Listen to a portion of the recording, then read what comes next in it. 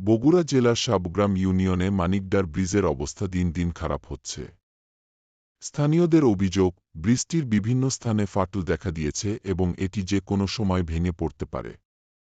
এতে এলাকাবাসী চরম ভোগান্তির মুখে পড়েছেন। দ্রুত সংস্কারের ব্যবস্থা না নেওয়া হলে বড় ধরনের দুর্ঘটনার আশঙ্কা রয়েছে। প্রশাসনের দৃষ্টি আকর্ষণ করছি, দ্রুত ব্যবস্থা নেওয়া হোক।